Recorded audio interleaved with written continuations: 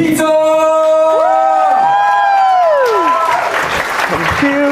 Thank you.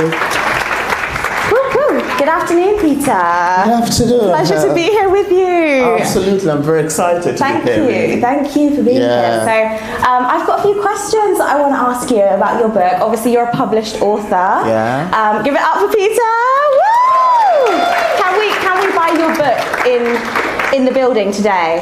Yes, on stand 7, I have quite a lot to explore over there, and there are QR codes where you can get a copy directly on Amazon UK. Fabulous, exciting. I hope a lot of you will be going and purchasing Peter's brand new publication. Really, really exciting. So your book is called Kwame Come Home. Yeah. Can you tell us a little bit about the story behind Kwame Come Home? Kwame Come Home was actually published in my second book, Fated in Nigerian of 2021.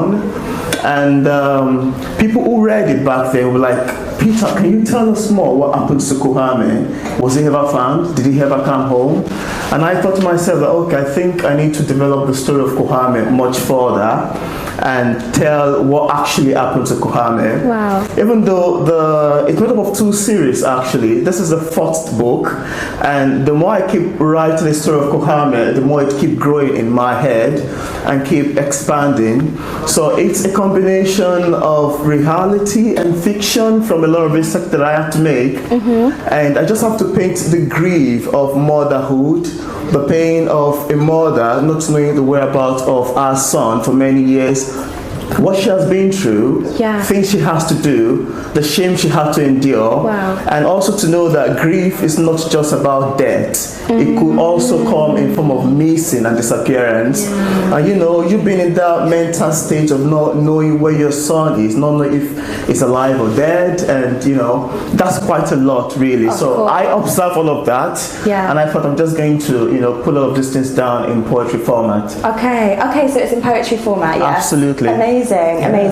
So what you're saying is the story is behind a character that has faced the harshness, the harsh reality of immigration, actually, and what that journey looks like. Yeah. And it's actually a really close story to your heart. Absolutely. Developing the story of Kwame was actually quite interesting to me, and it's something that I really love to do. There's so many news on the internet of people trying to cross through the Mediterranean Sea in search of a greener pasture in Europe. And I think of myself, I can actually develop the story of Kwame further and tell this story not just based on the immigration aspect. All of these things that people have to put themselves through. This is Kwame. First of all, I'm going to say this. Kwame left home with no words to anybody, the mother, the brother, etc. He was going together with one of the characters in the book called Jide in search of a lovely pasture that at each turn keep turning into a mirage, and on every turn they keep experiencing one difficulty or the other. So that's how the whole thing keep going over and over again. And we see in the news of the desperate crossing, the risks people take in through to search for a place of greener pasture and all of that. So it's an amazing one, so dear to heart. And it's really, really beautiful that you've put so much work into this, and we're actually going to be honoured enough to hear a little excerpt from your book right now. I would love to read from the anguish of a depressed mother. So in the book you have different characters speaking. You have Vanessa tell her story, then you have Etean, which is Kwame's younger brother. He was telling his own part of the story. So you are hearing different characters speaking in different formats. And in the first section you have Vanessa, you have Etean, you have Kwame's father. They were the character in there. Then toward the second section we introduced the story of Kwame himself. Then he started speaking. Then we introduced to Jide as well. So Kwame began to tell his own story. Amazing. And the whole emotion keep going on and on and on and on and on. And actually this is the first part of the book. There's another second series I'm working on that'll get published in the fall of 2026. Okay, so second publication coming soon. Absolutely. Take it away. Yeah, so I would love to read The Anguish of a Depressed Mother. This is from the point of view of Vanessa. So it goes like this. How is it that you have disappeared, Kwame, and traces of you are so hard to find? How is it that you have left me to search for you indefinitely? How do I cope when you know that you are my first friend? Knowing the severity of motherhood, how do I survive not knowing your whereabouts? My blood pressure is rising on a daily basis. I hope I will not die before you return. For many years, I have been searching for you. I even made friends with my enemies in search of you. Most times, I can't sleep from shedding streams of tears. I cried so much that I got fed up with crying again. Where are you, Kwame? Where are you? I called for you everywhere. I asked your friends, your colleagues, and neighbors. They said they did not know your whereabouts, but I shall soon hear from you. They advised me to hold my peace that I cannot hold. With a pang of motherhood, I lost my faith. I inquired about your whereabouts from Ogun, Osonyi, and Shango. They said that you are fine, but a spell was cast on you. They said the country was fierce, but your creator will overcome it. My neighbor has scolded me with respect to your disappearance. They said, where is the child you used to boast of? From the trouble it cost me, I knew that my friends were my greatest foe. What joy will I express when you finally come home? I asked of your whereabouts from both false and real prophet.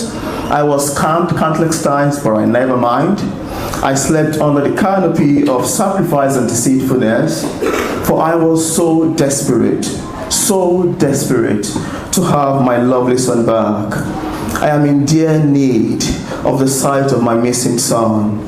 Even if you don't want to come home, could you at least put a call across to me so I can be at ease? May your creator observe my pain and safely bring you home. I thought a mother should have effective power over a child. Did you not suckle my breast and through my vagina passed out? You lived in my womb for months and rested on my back for years. If I command your coming home, shouldn't it be so? It is as if I'm important, and your disappearance make me so weak. May this plaintive poem bring you back, because I am full of dire sorrow. Whenever I walk on the street, your anxiety fills my restless soul.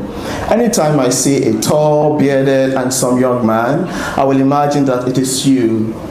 When I hear someone speak, I would say it resembles Kwame's voice. All I can think of is you and you alone. Oftentimes, I subconsciously burst into tears in an open area. Come quickly, my child, so that I won't die from this misery. No one joins me in search of you. Little do I know that no one actually loves you except your creator. I will give all that you want from me, if only you can come home. I will fetch you a well of water that will never run dry, if only you can come home.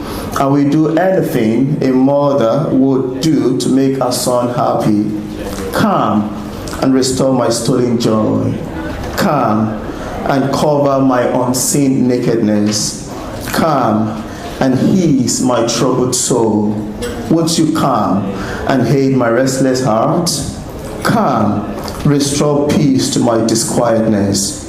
Kwame, please come home. Thank you. Give it up for Peter, everyone. Woo! Thank you so much. Thank you. And I have my stand over there, number 7. There are copies over there. You may want to get a signed copy. That would be very great. And get to experience more of the story further. Thank you very much. Yes, please go and find Peter when you have some space. Thank you so much. My pleasure, really. Yeah, a real representation. Thank you.